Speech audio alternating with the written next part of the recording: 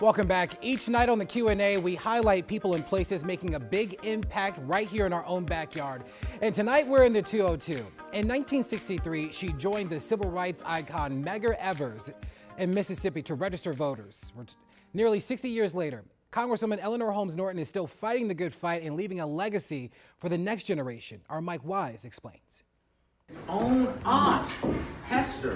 They pay such rapt attention that I am, it's probably because I'm reading them a story, but it takes me back to when I was in kindergarten at Monroe Elementary School right here in the District of Columbia. Now on her third decade representing the district in the U.S. House of Representatives, Congresswoman Norton has come a long way from Bruce Monroe Elementary on Water Street in Northwest. Today, she read about Frederick Douglass to the children in Miss Barnes's fearless first grader class at Eagle Academy Public Charter School in Southeast. They learned about the great orator who escaped slavery in 1830s Maryland, becoming one of the seminal figures in the abolitionist movement. But the Congresswoman could have easily told her own story and still enraptured the room. Many of us from the movement feel very privileged to have been born in time to be a part of what was a historic movement that gave us the two great civil rights acts.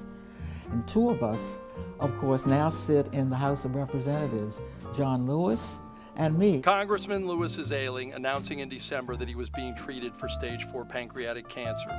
The more time passes, the more of her civil rights era contemporaries have died.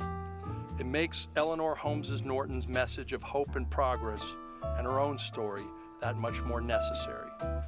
Someday she hopes to tell her own grandchildren, now 4 and 7 years old. They could not be less interested now, but there will come a time when I will regale them on the movement and hope that they find their own way to their own kind of movement. She got her master's in law degree at Yale University and in her spare time traveled to the Deep South for the 1963 Mississippi Freedom Summer, working alongside Medgar Evars, the civil rights icon who was later slain. Now, despite a country more racially polarized than ever, Congresswoman Norton sees a future of much more good than a repeat of an ugly past. We are sophisticated enough to know there is still racial prejudice, but those of us who are old enough to have been in the civil rights movement see huge changes.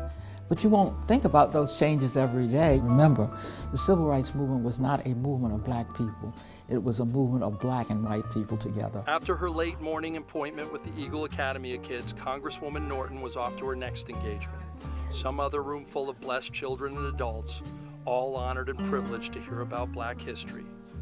From a woman who, like few others, has lived it. Thank you, Congresswoman!